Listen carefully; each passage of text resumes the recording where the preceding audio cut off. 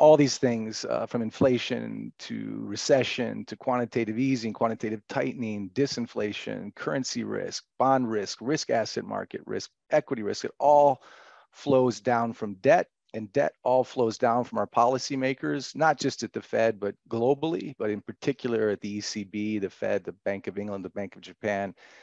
It is phenomenally risky, and it's based on a monetary theory which I think has bought us some prosperity and some euphoria, but will end with a hell of a hangover.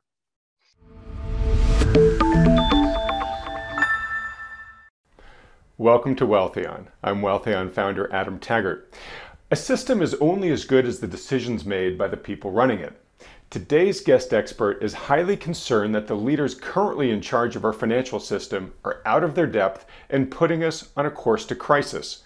A crisis that when it fully arrives, they'll address with solutions that require even more centralized control by the very same people who caused the disaster in the first place. So what risks exactly does he recommend we prepare for? To find out now, we're fortunate to be joined by Matthew Piepenburg, Commercial Director at Matterhorn Asset Management AG, GoldSwitzerland. Matt, thanks so much for joining us today, all the way from France. That's great to be here, Adam. Looking forward to it. Yeah, this is going to be fun. And Matt, you have been a highly requested guest on this channel. And so it's wonderful that you were able to finally join us here. Really appreciate you taking the time. Look, I've got a lot of questions here for you. A lot of them taken from your recent piece that you released a few days ago, which is pretty excellent. Before I jump into those specific questions, though, let me just start with a question I like to ask all the guests here at the beginning of the interview. What's your current assessment of the global economy and financial markets? Baffled, cynical, concerned. I think the four-letter word that describes everything and what everything trickles down to is debt. How it will be sustained or not sustained, the mechanizations used to use lofty words to hide really, really bad math.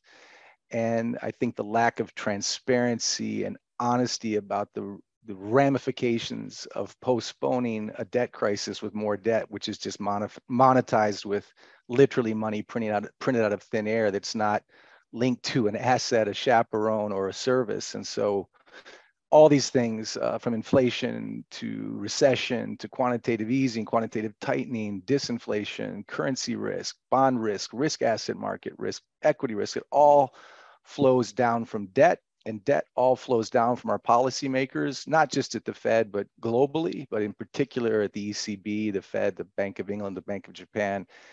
It is phenomenally risky, and it's based on a monetary theory, which I think has bought us some prosperity and some euphoria, but will end with a hell of a hangover. All right. You echo Lacey Hunt, former senior economist of the Federal Reserve, who we've had on this channel often. In fact, we just had him keynote our online conference about a week and a half ago. And you know, Lacey has basically said, look, you know, yes, we're all distracted by this inflation problem we have right now, and we need to get that under control. But we had what seemed like an almost unsolvable debt problem before it arrived, and now that's even worse. And as soon as we get inflation under control, we're going to have to, you know, get real about what's going on with debt again. As I hear you talk, I'm reminded of the title of a Kevin Costner movie. We found out, Matt, that you and I went to college around the same time. In fact, we went to the same college. Yeah. And around that time, Kevin Costner was in a movie called No Way Out. And I'm curious, if you had to sort of put a movie title on the debt situation, is there a more optimistic one than No Way Out? Or is this basically a hole that we're not going to get out of, at least not without, you know, some sort of massive reset? What was that other movie, Hangover? You know, it was another series with, yeah, there's no way out other than a massive hangover that we've postponed. I've used that analogy. There's many different analogies, can kicking, hangover, martinis, keg parties, but we've been enjoying years of a fantastic frat party provided by instant liquidity when needed, whenever there was a hiccup. And we've avoided any hangover by constantly providing Bloody Marys just as that hangover is starting to come. And I think a great movie title would be Hangover, because we're going to suffer a hell of a hangover. We've just been able to postpone it with optics and you know, fiat money on demand and systemic liquidity, or excuse me, synthetic liquidity. And it's absolute fantasy. And it buys votes, it buys time, it even buys a Nobel Prize for Bernanke. It's absolute fiction to me. It's completely disingenuous and unsustainable. And again, it's not even tinfoil hat or sensational. We can get into the math of this. We'll talk about it, but the bond market is far more honest than a central banker or a politician, left, right, or center, or a governor of California or a mayor of Philadelphia or Chicago. The bond market is telling us what we want to hear. Unfortunately, the bond market is very boring. Looking at the implied volatility on the 2-year futures or the yield on the 2-year or the 4-week treasury or the 10-year long duration. No one wants to see this. I understand it's complicated, it's boring. It's actually fascinating when you look under it without too much complexity. I mean, a lot of people would rather watch Gwyneth Paltrow's trial about an ambulance chaser in Deer Valley because they don't want to see this or they don't want to understand it. I understand how that's so boring, but it has massive ramifications for the quality of our life, and not just for political debate or pundit debate on different macro themes. It will and does hit the road. Eventually, it affects our lives. It affects our ability to take care of our families, to worry about our job security, to worry about our mortgages or our tuition. So these things seem esoteric and boring, and they need to be made less boring and more transparent and not weaponized or partisan or political. It just needs to be simple math. And when we get into that, which I hope we will, I hope most of your viewers, obviously all your viewers, are very informed, but it becomes mathematical rather than just pundit based or debatable. It's simply going to end badly. So yeah, there's a hangover coming, and there is no way out.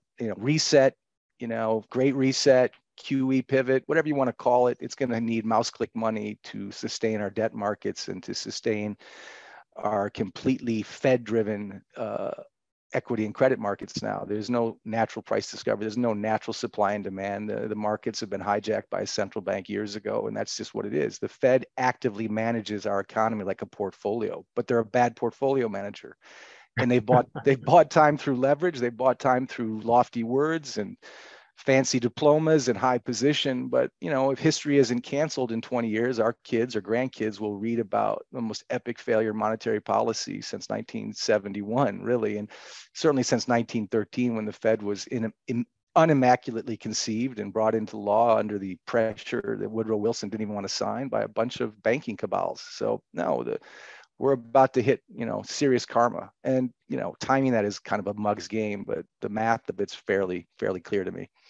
Okay, and let's get into that math. I love the fact that you're saying, look, this isn't a partisan issue, but it's certainly been made one. It's part of the whole political kabuki theater that goes on here. It's sort of the cycle that we're in, which is that the mugs running the system break it, and then they're the same people who come in to rescue it, and we're trapped in this, this sort of Groundhog Day. God, we're just coming up with all these movie titles here. But that at the end of the day, it's just not mathematically sustainable, and we need to really understand that. There's also an element in here that maybe at the end we can reflect on, which is I've opined at times that this is sort of a comment on the fact that we don't really teach financial literacy very well in this country, but that people we've sort of abdicated our agency as a society in the financial system and in matters economic. We just tell ourselves, "Ooh, math is hard, so we're just going to let these really smart people run the show." Right. And as you've said, they've kind of proven again and again that they're no mental giants here. In fact, they've got a pretty poor track record. But we just say, look, it's above our pay grade as regular people, and the answer is it's really not all that tough. The math isn't all that super complex, and we as a society just need to sort of get more involved, right? Absolutely. You're nodding as I'm saying this here. Okay, well, look, I want to share some of your words back with you here to give you a jumping off point. Again, they're from your excellent recent piece titled "Je t'accuse." To bond killers and other villains destroying our world. Okay, so you're not pulling too many punches with the title like that.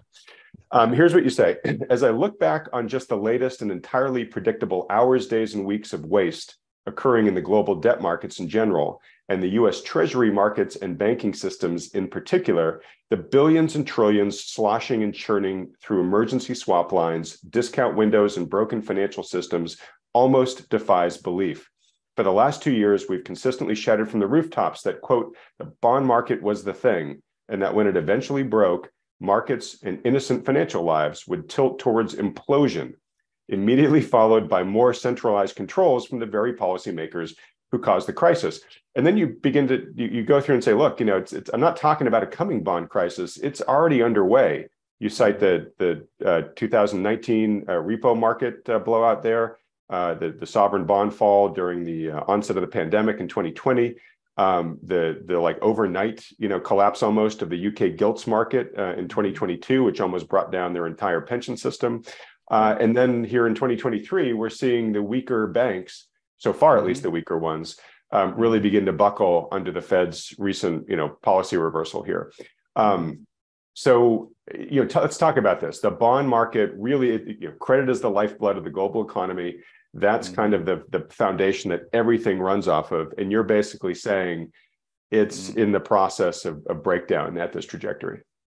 Yeah, it's an overused phrase, but the Fed can tighten into the greatest debt bubble for as long as they want until something breaks. I'd argue so many things have broken. As you mentioned, there's been 3 moments of complete dysfunction in the credit markets, which if people understood credit markets should have been headline coffee talk news every day. And that repo market was the first. The 2020 sovereign crisis was the second. The gilt implosion was the third. That was last year. And then early this year, we've already come into the first quarter, and now we're seeing this Silicon Valley Bank narrative, the Silvergate, Signature, First Republic, et cetera. They're all related. They're all things that have broken as we're raising rates into a debt bubble. When you raise the cost of debt, when debt is the rotten wind beneath the wings of this so-called post-2008 recovery, when you hit record high debt levels to sustain record high stock, bond, and real estate bubbles, and then when you hit that by keeping rates repressed for years and printing money to the tune of billions a month, when you reverse that policy, things start to break. And of course, something broke. We can talk about Silicon Valley Bank. To me, it's just a metaphor. It has nothing to do really with a 2008 parallel. It rhymes, but it's very different. But my point is the Fed has put itself in a corner. They can either raise rates and destroy markets, banks, credit markets, equity markets. Equity markets follow the debt markets because equity markets depend on rolling over cheap debt and buying their own stocks at low rates. Those games are over in a rising rate environment. Powell has ended that charade, but at the same time as he's trying to fight inflation, he's going to get a Pyrrhic victory, looking over the rubble of credit markets, equity markets, and economies, and of course, smaller regional banks. But it really does have a ripple effect into the Main Street economy too, not just depositors at small banks. And so, something has broken. I think it's significant. It's more of a narrative about how year after year, headline after headline, another thing breaks because our bond markets are so vulnerable. And the Fed and the politicos, left or right, some more vociferous than others, will try to deny this with lofty words, kind of like be calm, carry on during the Blitz in London or World War II. Lots of lofty language to hide really, really dangerous math. Again, 31 trillion in public debt, 90 plus trillion in combined household, public, and corporate debt. That's become an aberration. And I said in that article, it's like Hannah Arendt's book, The Banality of Evil, talking about the Holocaust. When you're talking about millions of lives, it almost becomes a banalized, abstract. And even for the people at the time, they kind of turn their head, or even in history, it's hard to kind of conceive of those kind of numbers. Is the joke, if I owe you $1 million, it's my problem. If I owe you $1 billion, it's nobody's problem. It's your problem because no one's going to pay it. These numbers become abstract. When you're talking about 31 trillion, and by the end of this year, probably 34 trillion in public debt, which we don't have the GDP or the tax receipts to pay for.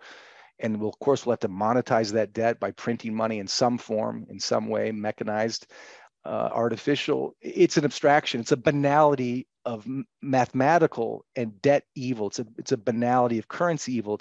It's a banality of trillions and billions that mean nothing to anyone anymore. They just kind of assume we have a debt ceiling, we have a bond crisis, we have an IOU. We'll pay for that with a mouse click at the Eccles building. That works only for so long until you see cracks in the ice. We've seen those prior cracks, the repo market, the gilt markets, now the regional banks. I think what we're seeing now is how many more cracks until the ice breaks beneath our feet and we have a bigger problem, which can only be solved by either some artificial reset, a global Chapter 11, or more likely, as Yellen's been hinting all of last year, despite Powell's chest puffing, a pause in the aggressive rate hikes and a return to the only solution we have, because Ponzi schemes can't taper. And that may sound like a massive simplification, but what we have as monetary policy, and this is something David Stockman said years ago, is effectively a Ponzi scheme. That's not an exaggeration. You can talk about Sam Bankman-Fried, or you can talk about Bernie Madoff, or you can talk about Bernanke, Powell, Yellen, and Greenspan, because what they do is they issue IOUs for which they don't have the money. We don't have the GDP, the tax receipts, the productivity, the income to pay for those IOUs. And when the proverbial X hits the fan, their last resort is always going to the Fed, mouse clicking a few extra zeros when needed to pay for those debts. Believe me, if Sam Bankman-Fried or Bernie Madoff or any sticky-fingered hedge fund manager who would otherwise be corruptly put in prison had a money printer in their basement, which they could legally use, they would use it. Who wouldn't? It's addictive. And, again, remember, Bernanke promised us back in 2010, QE1 was going to be temporary with no consequences. This is just a temporary solution for bank crisis. Just like Powell told us last year that, inflation was going to be temporary. They have to use words to deny the math. And again, this goes to the theme of who do you listen to? Do you listen to what Powell says, or you listen to what the bond market says? When Powell raises rates, when rates go up, bond prices go down and yields go up. And that's what happened in Silicon Valley Bank. We won't get into the weeds of it, but basically their long duration treasuries lost value across the entire banking system. Anyone holding long duration treasuries lost $2 trillion in market value on the collateral, those treasuries, which are considered risk-free return. But when measured against inflation, it's return-free risk. And so these policies, these measures by Powell have ramifications. They throttle the bond market, they throttle the banking market. But let's keep in mind also last year, 2022, all this talk about what a brave Volcker reborn superstar Powell is going to be. Remember, Volcker raised rates in the 80s or late 70s when our national debt was less than $1 trillion. It was 800 billion, 900 billion at the hot. We're at 31 trillion. So we can't afford to raise the cost of that debt when our debt is infinitely higher than it was in the Volcker era. So for Powell to pretend to be Volcker is frankly disingenuous. Right. But, and sorry to interrupt, but it's also more than 4 times what it was just going into the global financial crisis. Just going into, exactly. So we're talking about math that doesn't make sense if you just look at the simple balance sheets. And what did Powell achieve? He reduced the balance sheet by 300 billion after all that talk last year, all this QT that so shocked the markets, the S&P, the NASDAQ. The credit markets got shellacked last year. S&P down 15, the tech, NASDAQ down 30%, credit markets down. We had the worst nominal returns in stocks and bonds in 2020 nominal together. These are correlated assets. They were supposed to be hedged. They're correlated now. Stocks and bonds, worst nominal return since 1871, just past our Civil War. So that proved that little reduction in the balance sheet, which was 300 billion, which by the way, just in the last few weeks, we've already lost that 300 billion in loans to these regional banks and FDIC extensions. So all the work that we got for QT last year, well, we saw the reaction in the bond and stock market. A 2% reduction in the Fed balance sheet caused massive ripple effects in our credit and equity markets. And frankly, all the quote unquote money that we tightened is already back in the system. So there is a major thirst for liquidity, a major thirst for collateral in the banks, a major need to support the treasury market naturally. It can't be done naturally. There is no natural demand for Uncle Sam's unloved IOUs. And so regardless of what Powell does this quarter or last quarter, regardless of what the FOMC meetings or the Brookings Institute or even what they say in Jackson Hole, the net result is if no one else is buying our debt, who's going to buy it? It's simple, but it's going to have to be a central bank near you. And again, if we don't, the consequences are going to be dramatic in our economy. They're already dramatic in our banking system. We can go into that. But if we do pivot and instantly liquidify the treasury markets and therefore the banking markets, the bond markets, the repo markets, the Eurodollar markets, all these different exchanges, even the derivative markets for which treasuries are collateral, all these things rely on liquid treasuries. If we liquidify them through mouse click money, we have the inevitable inflation or possibly hyperinflation. People talk about inflation. There are real issues about the war, about COVID, about supply chain links, but let's just keep it simple, stupid. We raised the M2 money supply by 14 trillion over the last decade plus. That's why we have inflation. It's very simple. If I hand you a glass of good Bordeaux wine and we put a swimming pool of money into that glass of wine, the wine loses its flavor, just like our currency has lost its punch. It may be relatively stronger than all the other patients in the ICU. It's still a sick patient. It's still the inherent purchasing power of that currency, like every other currency, has lost so much value when measured against real assets that it's openly obvious. And again, these things are not transparently discussed, Adam. These are boring things about currency risk, about yields on bonds, about supporting those bonds through printed money or mouse click money. How much is 31 trillion versus 35 trillion, or 900, a $9 trillion Fed balance sheet versus a $4 trillion balance sheet? There's abstractions. And if you saw Yellen recently in front of the Senate, it was embarrassing. I was almost embarrassed for Yellen, how little she understood about the extension of the deficit, the rising of the deficit this year. She didn't even have the numbers in front of her, and she's the Treasury Secretary and a former Fed chair. So again, when push comes to shove, when you're asked to look at hard numbers, even our experts don't even fully grasp them. And certainly the average person, through no fault of their own, has, I think, less and less understanding. I think more and more so now, hopefully. But for years it was just trust the experts. I think that trust, like trust in just about everything, whether it's the media, politics, social identity politics, partisan politics, left versus right media, trust in so many things is palpably changing right now in the U.S. and certainly here in Europe. It's a major loss of trust, and that also has invisible, hard to quantify ramifications too. Right. And I was thinking maybe we get to this in a bit, but let's touch on it briefly right now. In many ways, you may be getting a preview of what's still yet to come to American shores, right? Because there's a lot of protests and just general civil unrest breaking out, not just in France, but kind of in all places around Europe, right? Oh, sure. I mean, obviously, I've lived in France for over 20 years. There's never a season in France where there's not a strike somewhere, whether it's on the trains or on the highways or in the cities. But, right now there's a major social unrest in Paris in particular about extending the legal age for retirement from 60 to 62 to 64. There's concerns about pension risk. There's concerns about currency risk. It's a very political unrest, but it all boils down to money. And pension risk, which smarter folks than me, including Michael Burry or Raoul Powell or David Stockman, I've written about in a book about pension fund risk, but that's real in Europe just as much as it is in the US. And this goes to a theme that was in the article you mentioned, which you're right. Most of the time I talk about boring things like bond spreads or volatility in the bond market or 3 sigma moves that we saw in US Treasury and 2-year treasuries. A 3 sigma move, according to MIT scholars, should happen once every 50 million years. Yeah, isn't that crazy? It's crazy, and that just came out by a Bloomberg, Dan Ingalls. And then the spikes in the volatility in the 2-year treasury, we haven't seen that since. It was worse than 2008. It was worse than 9/11. It was worse than 1987. The volatility, and I used to be a bond trader, and I've talked to bond traders this week. You couldn't get a bid or an ask because the prices were moving so quickly, 60, 50, 70 bips. When you're talking about moving millions and there's 70 bip moves, that makes the market too volatile to trade. You're looking at moments of real illiquidity, which again, we haven't seen since 2008, 9/11, 1987, and yet not really discussed in the headlines, not making front page news. I joke, it's Gwyneth Paltrow ski accident, not bond market 2-year yields. Understandably, Gwyneth Paltrow ski accident's a lot more interesting than 2-year yield volatility.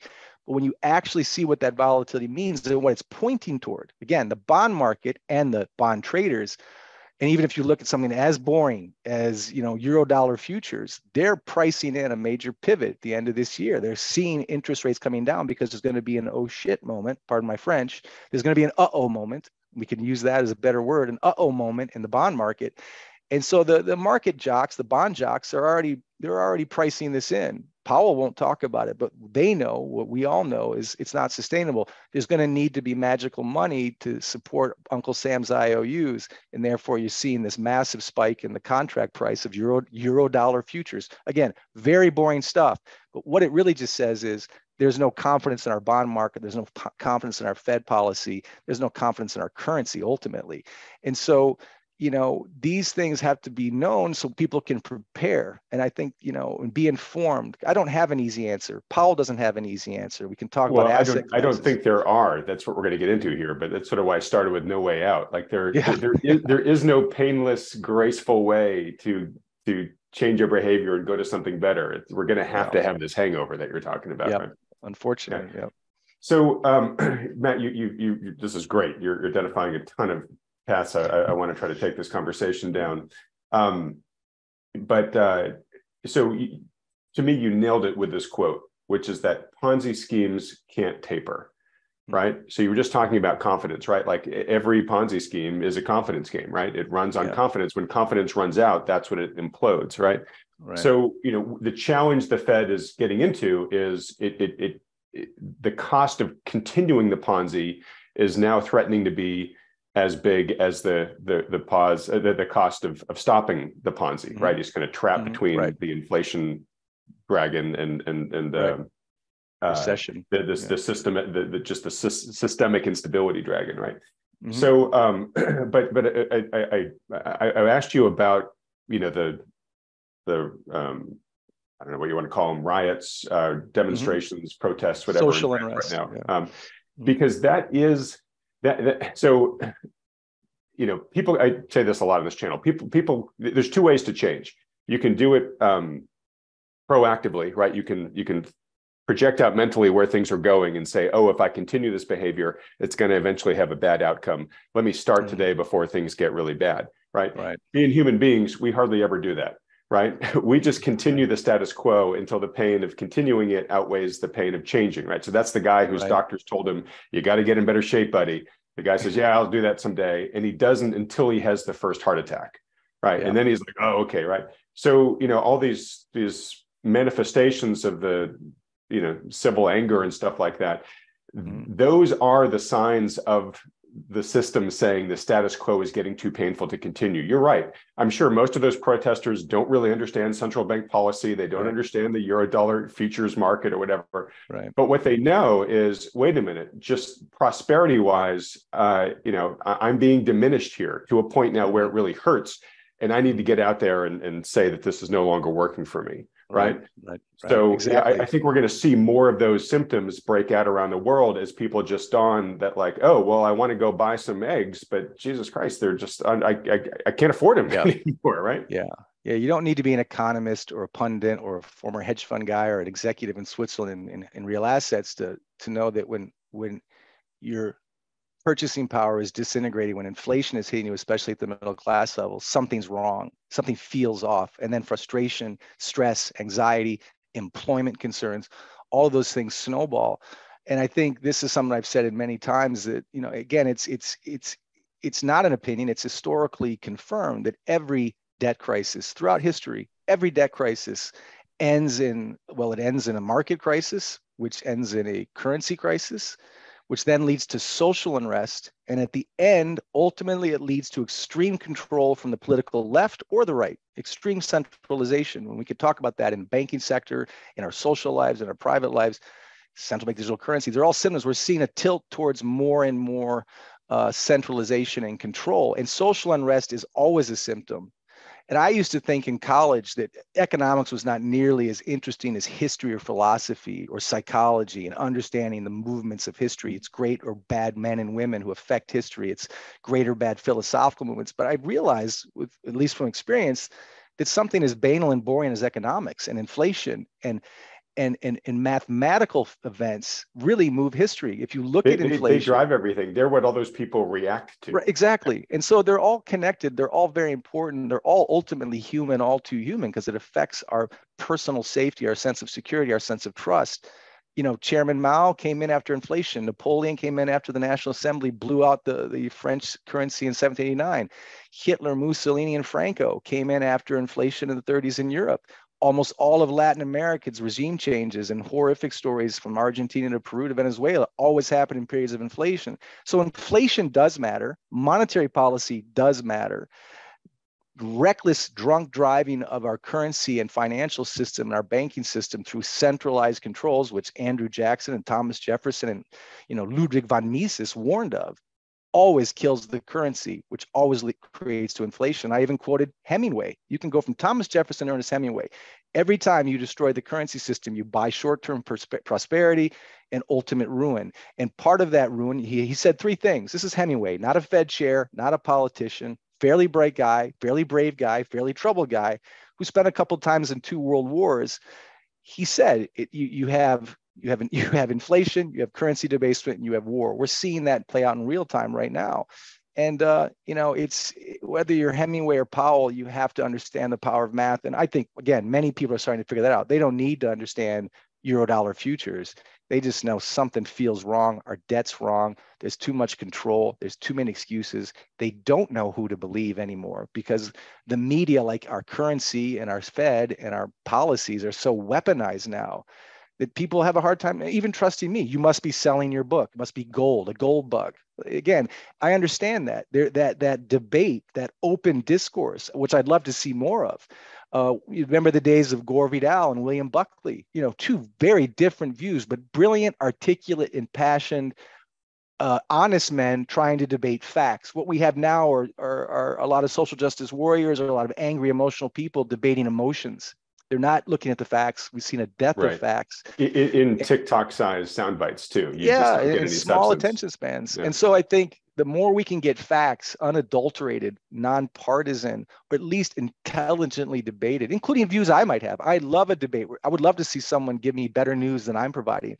And rather than try to beat that person in a debate, I lean into the table, I listen. I'm trying to look for good news or rays of hope. I just don't see it right now. So the best we can do is prepare financially, psychologically, cynically for the ramifications of reckless driving, really since Greenspan came into office. I could see him the patient zero of this, but it really is since the Fed was created and since central banks, took over our markets. As Rothschild said, give me a central bank and the power to control money. I control the world. Right. You control money.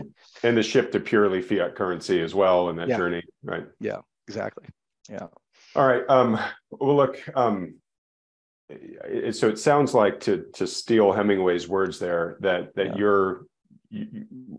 what you're worried about in terms of sort of where this ends is currency debasement, inflation, and war. And I know you're looking for better news than that, and I'd sure love to hear it too.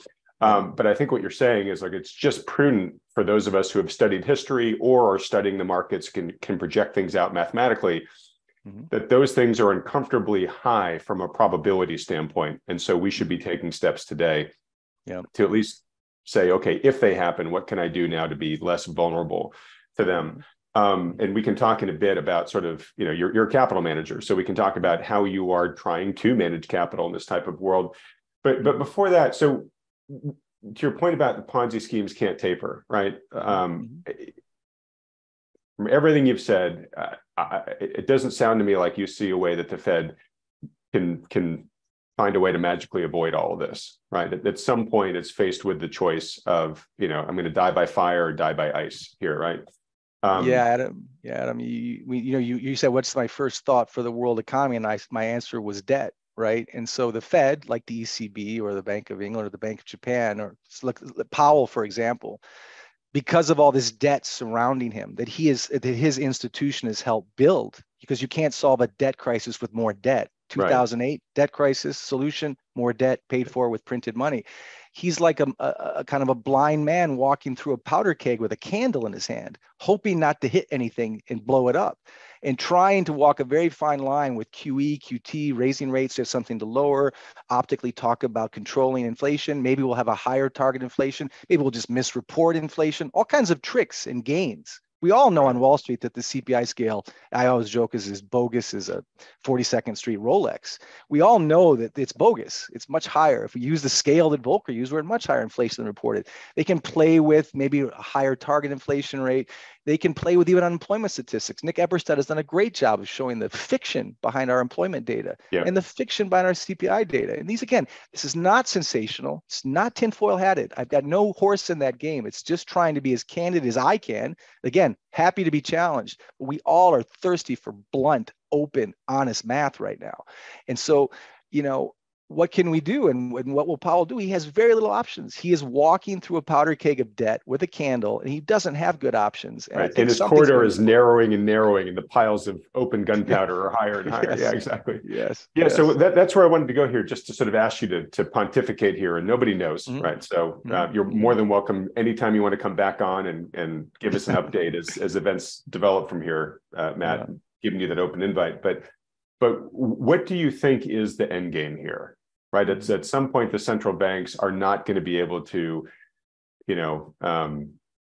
lie, cheat, or steal, a way to kick the can further down the road. And so maybe two unfair questions to ask you to pontificate on. One is, how does this break, do you think? Do they think they eventually choose the hyperinflation or the route that leads to high inflation and currency destruction because it's always the politically palatable one in the moment itself? Or do we have a Volcker moment or something like that where we just try to break the system? And it's going to get bad, but then we can build atop the rubble when the dust settles and do something more sane going forward. And sorry to make this such a long question, but do you have any sort of gut feel on the timeline of this, right? In other words, like, is this going to be the rest of our lifetimes that we're going to be just sort of sloshing through all this, and guys like you and I who are in our 50s are probably not going to see the new dawn? Or is this something that might happen a lot faster? Yeah, I mean, there's a lot in those questions, and I'll try and really be specific in the answer. In terms of what to expect, again, you drink 20 martinis, you will have a hangover. You swim way out past the big surf without a surfboard or a leash, you're probably going to drown. If you if you play with too many weapons with no training, you're going to get injured. And at this point, there is no solution to the debt unless we pivot at some point. And it's not a question of Q2, Q3, or Q4. The Fed will pivot when we have another 08 or another March of 2020. Remember, 2020, we printed more money in a period of 12 months than we did in the prior 8 years.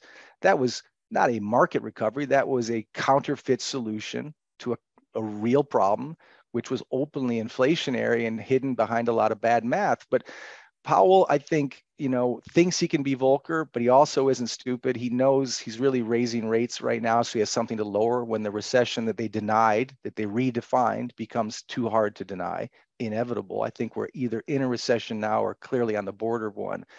But that even won't be enough for him to pause. What will happen, I think, is we'll see it where the pain is always most visible and making the most headlines. When you see it like an 08 moment or a 36% drop in March of 2020, which would have been 50, 60, 70% drop had they not printed trillions in a matter of weeks and months. That was appalling.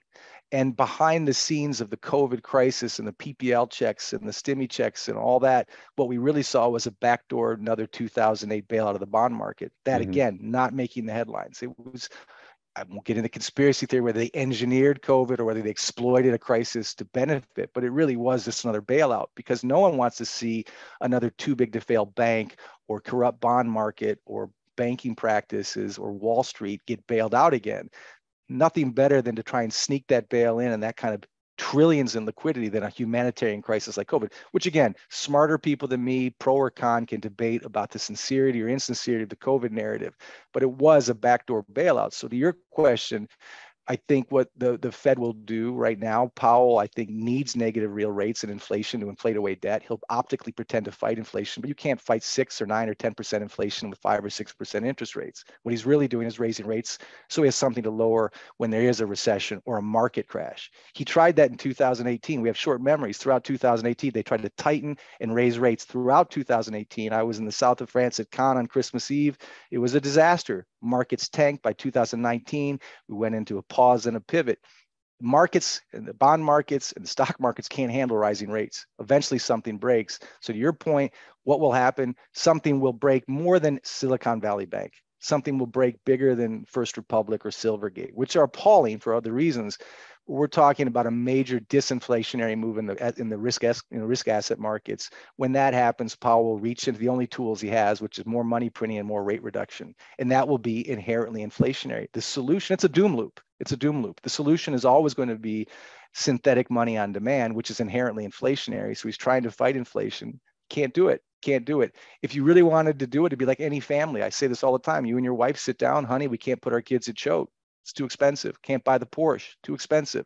We have to tighten our belts. We can't live on a Visa, MasterCard, and an Amex in your mother's help. We have to tighten our belts. We have to face austerity. We have to focus on productivity. We have to get better jobs, better income. That's what every American has to do in real time, because we don't have money printers in our basement.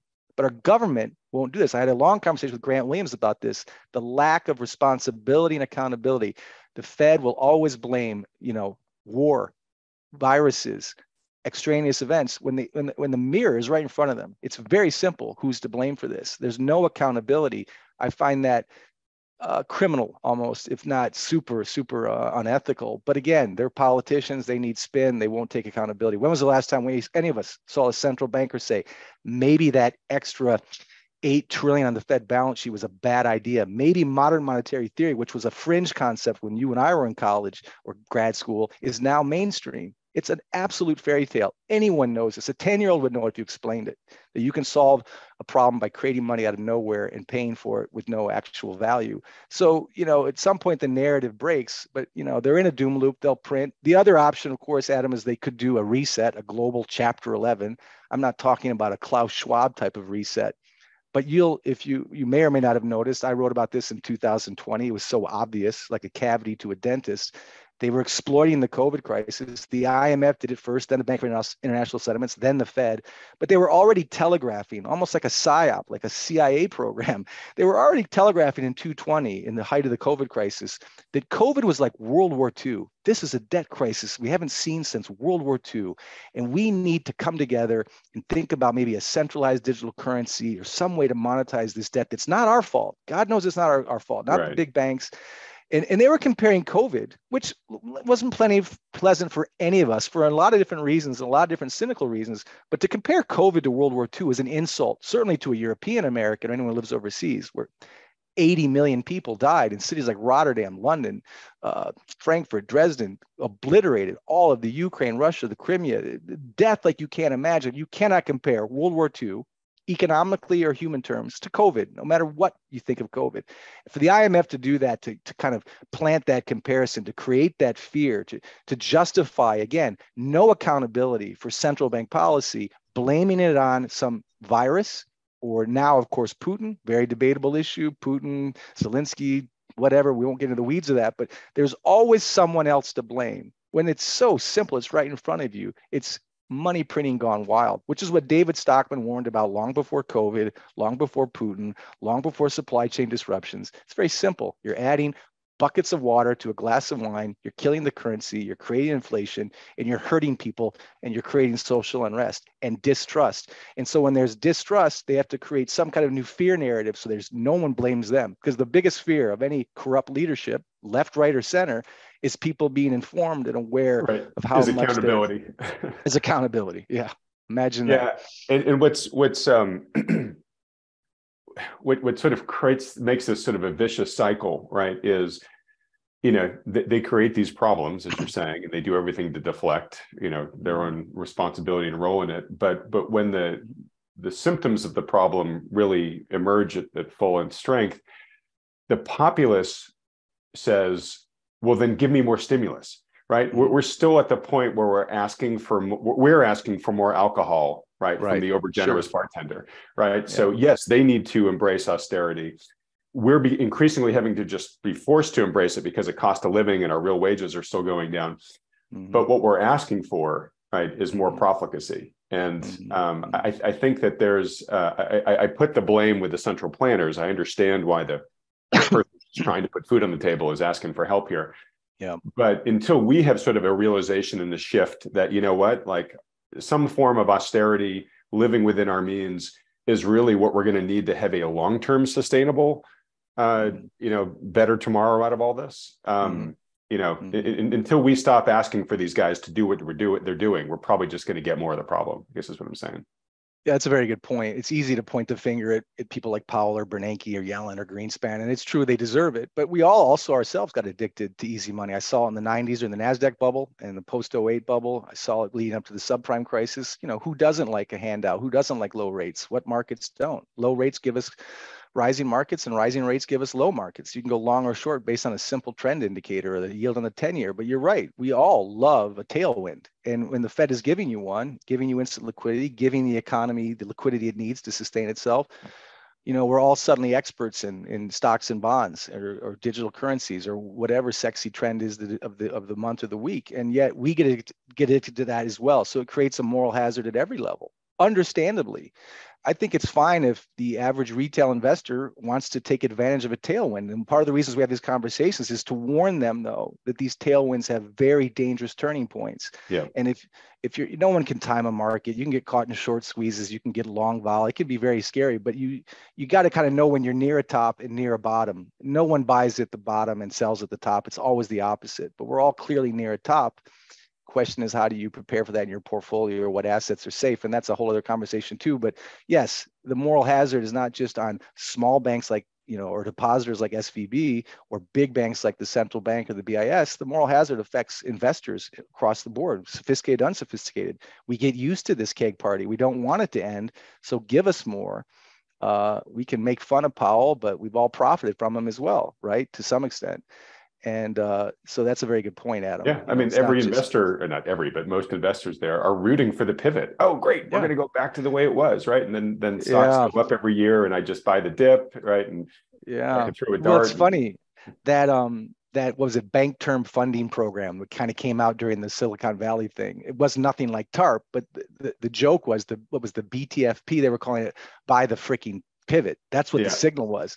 And that's what the Eurodollar people saying. It's not next week, tomorrow, but the markets are pricing in a pivot. Again, markets know more than what Powell is going to say.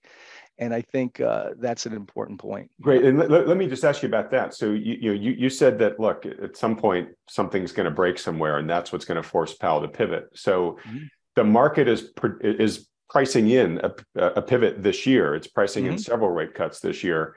Does that mean that the market is expecting something systemic to break badly enough to force Powell's hand there? And if it is, then why are stocks still where they are right now? Why are they not getting repriced downwards? Because presumably some systemic break like that is not bullish. No, I mean, but that goes to the moral hazard. First of all, many investors are just stuck in passive risk parity portfolios that somebody on the corner or online runs for them. It's mostly stock bond diversification. They're just riding this wave and they keep their head in the sand. And most advisors tell them, don't worry, if there's a correction, they always correct, they always bounce back. So just ride it.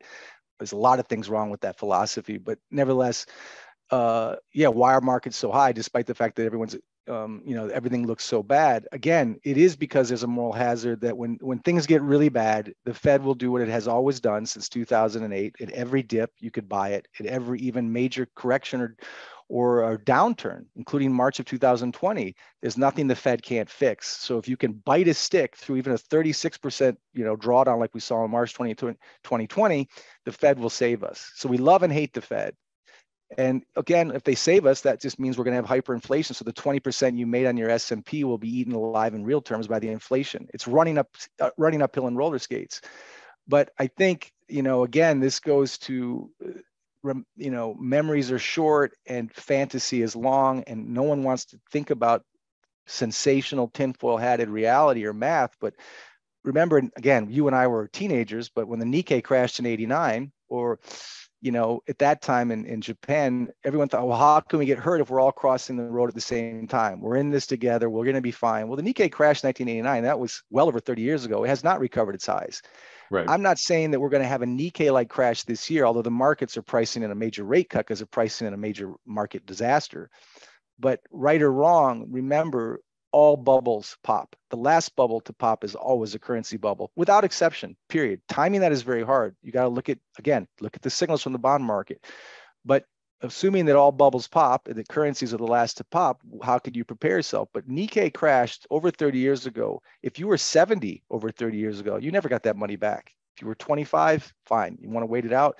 So how you manage this risk, how you think about the future is very different depending on your personality, your age, your profile.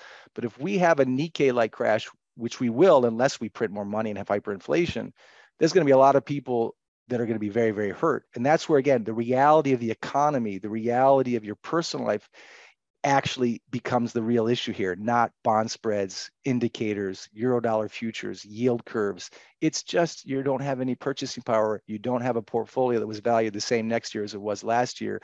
You don't know what to do. You don't know who to trust. You don't know what signals to look at. You don't know how to prepare. So you trust the drunk drivers at the wheel of the Fed, which has created a moral hazard that they can be trusted. And so far, since 2008, they've kept us above our nose, just above water, or then some, created the greatest risk asset bubble I've ever studied or seen. And I've seen the NASDAQ bubble. I got a profit off that IPO. It made me a very independent man by accident. So I'm all in favor of bubbles, but you got to also know their dark side. And you got to also know, you got to think about that, again, there is no exception. All bubbles pop. The only way I think theoretically you could keep this bubble from popping is very simple. You monetize it with mouse click money, but that just creates a whole other set of problems with inflation. So technically you could have a market that never dies, deficits without tears, but you can't avoid the inflation. So pick your poison: a necessary austerity moment in the markets, or the absolute murder of the purchasing power of your currency, be it a euro, a dollar, a yen, a yuan, a franc, a peso. And we joke about banana republics in South America, Central America. America's balance sheet's it's a banana republic. We're just the world reserve currency. But eventually, and as we're seeing massive signals of de-dollarization, a whole other theme, even America, like Rome, like Mao, like China, like Napoleon, like the great powers of the 30s, even those empires collapse, always because of a debased currency, always. That, again, sounds sensational. Like, I get it, sounds crazy, or at least not in our time, but it's already happening. What Hemingway warned about, currency, inflation, war, isn't down the road. It's right now. It's already happening. It's just a matter of degree of how much worse it gets. You and I have no idea whether the war in the Ukraine escalates or not. That's out of our hands. 365 planes were just sent over. When we talk about Zelensky in the Crimea, it's not Zelensky, it's NATO. He doesn't have an air force. Let's call a duck a duck. This is not Ukraine against Russia.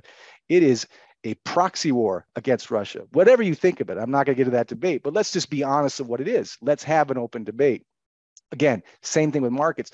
Unlike politics, though, markets are more honest. That's my point from the very beginning. The bond markets are more honest. The yields are more honest. You can track those regardless of what the Fed does. You can see the direction of the market by, how the bond markets and the asset classes react. And again, that doesn't make you perfect market timer, but it opens your eyes real fast. And again, without getting into the weeds of Silicon Valley Bank, at the end of the day, why didn't they go to a discount window? Why didn't they go to a dealer? Why didn't they take out a $90 million loan on $100 million worth of collateral? It's not about the banking risk. It's about the fact that no other banks wanted to help Silicon Valley Bank, and no discount windows would rent or loan against them, because the actual issue wasn't just long duration risk in their treasuries. The actual risk was their collateral, their loans. Right. Their loans are 30-year mortgages. Nobody wants them.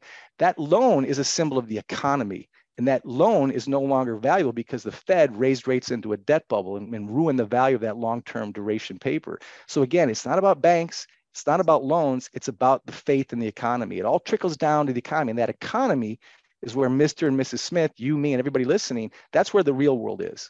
Worrying about their portfolios, worrying about their job stability, worrying about their kids' education, worrying about the $10,000 in their checking account that may only buy worth $5,000 next year in terms of purchasing power. Those things are boring, but meaningful. They're not nearly as exciting as what's on Netflix tonight, but they affect our lives.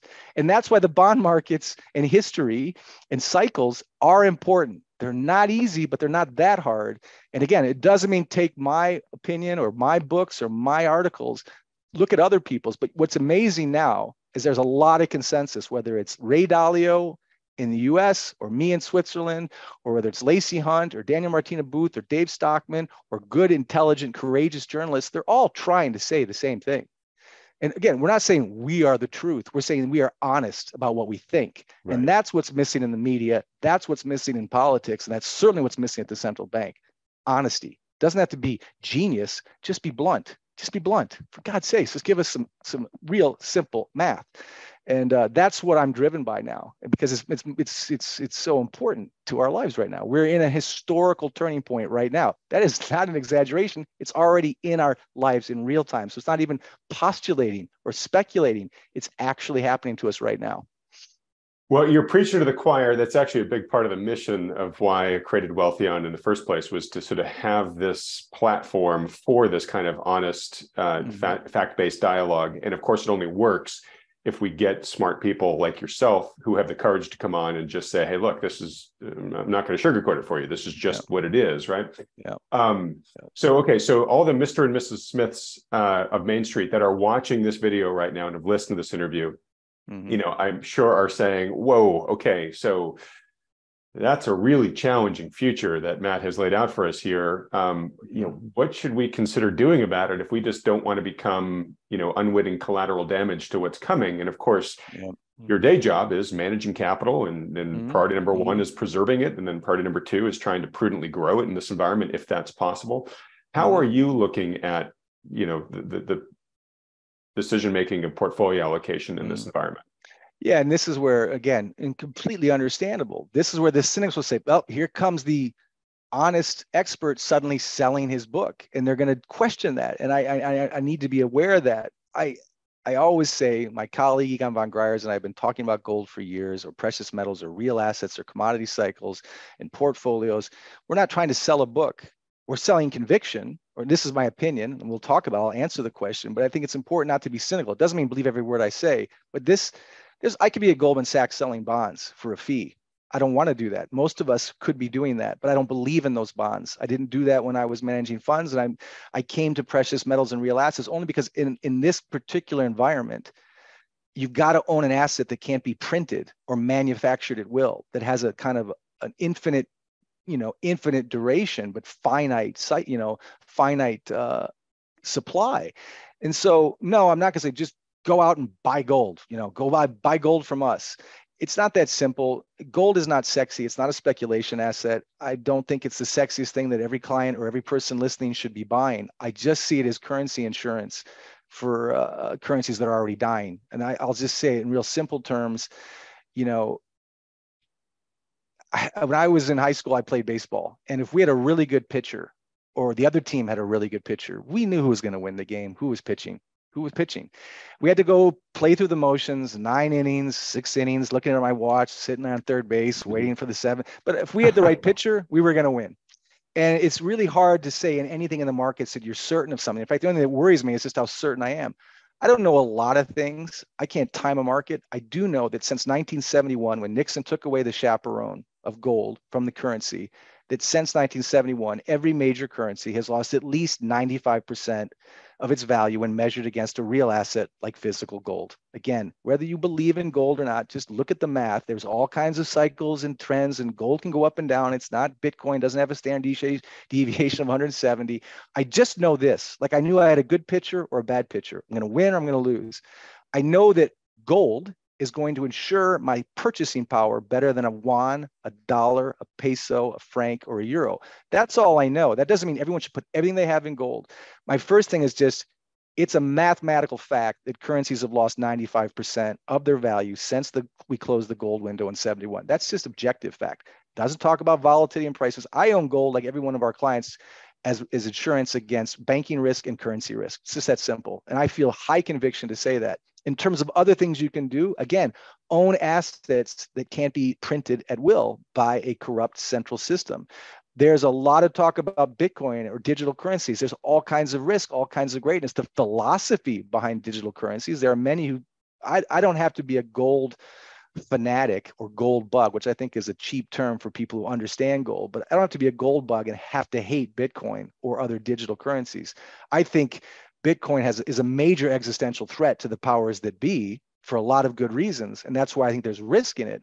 But there's certainly arguments to be made that Bitcoin is another alternative currency to an openly dying fiat world. I think Bitcoin is coming under a lot of pressure from central bank digital currencies, power politics, et cetera. I have no interest or desire to see Bitcoin investors get hurt. I'd love to see them make more money. I'm jealous of them. I wish I had bought it at $10 like everyone else. But I worry about the volatility and the long-term use of it, but I would be thrilled to see Bitcoin succeed. I worry that they are a real threat, though, to the powers that be and to this trend towards central bank digital currency. And therefore has a target on its back? Oh, absolutely. It's too smart. It's smarter than the Fed. That's the problem. Bitcoin is too smart. And there's other problems, but that's the main problem. But that's a high-class problem, but it still has risk for investors. The other thing I would say, getting away from real assets, and again, it's not just gold and silver. I'll send you a chart after this so you can put it up there. It's probably the most important chart of the decade. It was provided by a good friend of ours, Ronnie Sturfalo. He's an advisor at Matterhorn.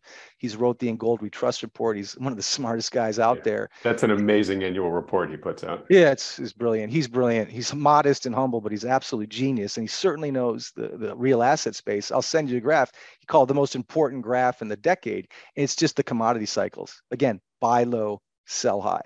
Get out of asset bubbles. Get out of fiat currencies. Get out of tops. and think longer term, not month to month, day to day, quarter to quarter.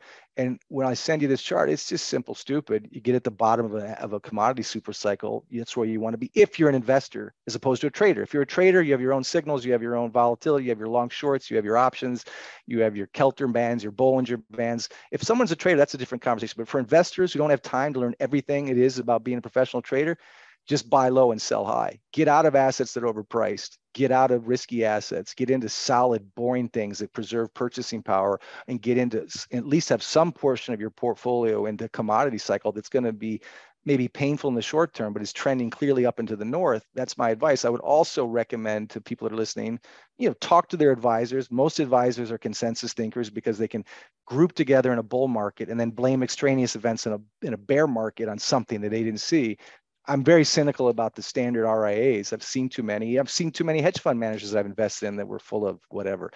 But I think I would really, really start to question the risk parity portfolio, whether that's 60-40, 70-30. As we've been warning for years, stocks and bonds are no longer hedged assets. They're correlated assets. So that what worked for our fathers and grandfathers, or even us prior to 2008, those type of portfolios are only good in a tailwind. They're absolutely brutal in a headwind. They correlate to zero. And so your bond market won't save you. Your bond allocations won't save you. As we saw from junk bond to investment grade last year in 2022, just a horrible performance of the bond market at the same time that, equity markets were getting crushed. Again, should have been a headline. Worst nominal returns in stocks and bonds since 1871. The volatility in the last couple of weeks in the treasury market, worse since 2000, since 9/11, 2001, September 11th, 9/11. That was a pretty big headline, 9/11. Mm-hmm. But the markets were volatile then. Markets were volatile in 2008. Markets were volatile in the flash crash of 87. And yet, just last week, none of that stuff made the headlines in the mainstream media. Among pundits and among bond traders and among folks like us, we talk about it. But again, people would rather watch Netflix. But what happened in Silicon Valley Bank wasn't 9/11. But what the market says is, uh-oh. And again, we saw that in the repo crisis. We saw it in the gilt crisis. We saw it in 2000. There's been so many I told you so's that when and if, and I think short of printing trillions more, which is inherently inflationary, when and if we have another moment, no one listening, including us, can say we didn't know better. That's it. You don't have to agree, but I think the warning signs are there. And one thing I've learned, having made and lost money in my life, and I've done both brilliantly, I've lost more than I made many times. The way to be rich is not to lose money. It is not to lose your wealth. Wealth preservation, Egon says it over and over. It's not just a phrase. It's a way of life. You make money by not losing money. Every time I invest in a hedge fund manager, I didn't invest in the ones who told me all I was going to make, what the prognosis was, what the projections were. I always listened to the manager who said, these are the risks I'm worried about first. This is where you can lose money. This is where I see risk in my portfolio. They were honest. They were thinking more about risk than reward. Because everyone looks great in a tailwind. Everyone looks smart when they're on the trend. But the real smart money always is thinking risk first, not reward. Always looking like a lawyer. What's gonna get me? Like that famous line in The Big Short. Where are you gonna screw me? Right. Using, and I think people need to think more defensively and think 30 years out, not 3 weeks out. And be cynical. And by the way, again, don't trust everything I'm saying or anyone else that you interview, but put it all together. Think for yourself. Consensus thinking is almost gone today in America. Any kind of consensus view of reality and everything, again, politics, media, entertainment, social justice warriors, cancel culture, woke culture, based, biased, whatever. There's so much mess that it's hard to trust anyone. I get it, but I think try critical thinking, look at math, draw your own conclusions, look at not just graphs, look at history, listen to people you agree with and disagree with, including gold, including silver, including hard assets, including cryptos, but be critical thinking, take a little time. And your viewers already do that. That's why they're here. But I think the sad part is the vast majority of Americans trust too much or don't look enough at what's going on, trust their leaders. And that doesn't make them stupid. They're trusting people. But sadly, they're not critically thinking enough, or they're not cynical enough as they could be when it comes to their portfolios. And some people don't even have portfolios. They just have checkings accounts with money in there. And that's the saddest of all, because inflation's eating away at that every day. It's an invisible tax. It always hurts the poor more than the upper class. That's history, sadly. They're always the plankton for Wall Street's whales, always. The first to get drafted and the first to get hit in a downturn. Always the plankton for Wall Street's whales. That's such a great line. I hate the fact that it's so spot on. Sad.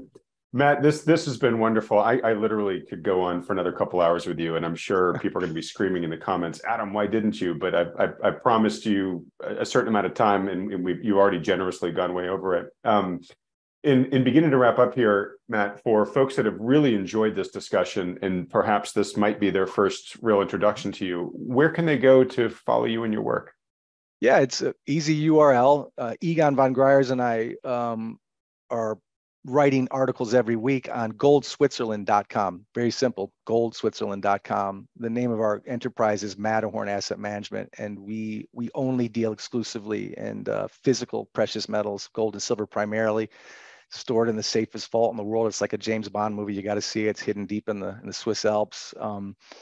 Most of the gold we buy is direct from the refiners. 70% of the gold in the world is refined in Switzerland.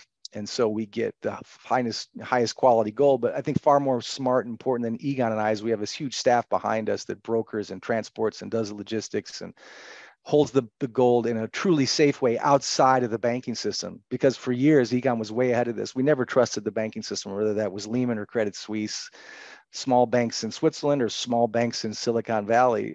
We've always been, I think, prescient and distrusting the major commercial banks and currency risk and political risk. So you have to hold, I think, physical gold outside of your own jurisdiction, but in a safe private vault. And the counterparty risk is always the vault, so it has to be a good vault. And what Egon put together decades ago is really, I think, we think it's the best way to hold gold outside of the big commercial banks. And I would never hold my gold at a major commercial bank. And that's a whole other story. But yeah, so it's just Gold Switzerland, and we're called Matterhorn Asset Management. Okay, great. And when we edit this, Matt, I'll put up the URL to Gold Switzerland there, so folks know exactly where to go. We'll put a link in the description to below this. Thanks. Mm-hmm. All right. Well, look, Matt, this has been fantastic. I just want to do a couple quick housekeeping notes as we say goodbye to folks here. You did a really good job. You're going to end up getting some sort of fruit basket or spiff from the financial advisors that Wealthion endorses, because these guys are sort of exactly the type that you were saying you should look for in an advisor, which is they prioritize risk management first. Yeah, right. Yeah. It's all about, okay, first, do no harm by trying not to lose anything. And then what can I potentially prudently do on top of that? Folks, if you've listened to this interview, Matt has just explained why this is such a challenging time for investors, particularly the independent, regular retail investor here. And so highly recommend, as I always do, most people, especially if you've got real lives that demand your attention and you can't be watching all these swirling storm clouds that Matt's talking about, that you find a good financial advisor, good professional financial advisor who takes into account all of these macro issues that Matt's been talking about, uses those to create a personalized, portfolio strategy for you, but then actually helps you execute it as, the shoes are dropping along the path here. If you've got a good one who's doing that for you, great, stick with them. But if you don't, or if you'd like a second opinion from one who does, just schedule a free consultation with one of the financial advisors that Wealthion endorses. Just go to wealthion.com, fill out the short form there. It's totally free, no commitment to work with these guys. It's just a public service they offer. Like Matt, they're just trying to help people make decisions to position themselves more prudently now in advance of what's likely coming, all the things that Matt talked about. Secondly, just a reminder, if you missed our online conference from a week and a half ago where we had Lacey Hunt and a bunch of those other greats like Danielle DiMartino Booth and Stephanie Pomboy and Michael Pinto and Rick Rule and a lot of the names that Matt mentioned here earlier, don't worry if you missed it. You can still buy a replay video of the entire event, all the presentations, all the live Q&A by going to wealthion.com/conference. And if you've enjoyed having Matt on this program half as much as I had, and Matt, it's been wonderful. I'm very serious about you having an open invitation to come back on this program anytime you want. So folks, if you'd like to see that, please support this program by hitting the like button, then clicking on the red subscribe button below, as well as that little bell icon right next to it. Matt, this has been an absolute joy, even though we talked about some heavy things. Thank you so much for coming on. Adam, it was my pleasure. It really was. Thanks. I talk a lot, but I hope it was helpful. Oh, it was wonderful. I know I can already tell the great feedback we're going to get from this. So thanks so much. Everybody else, thanks so much for watching.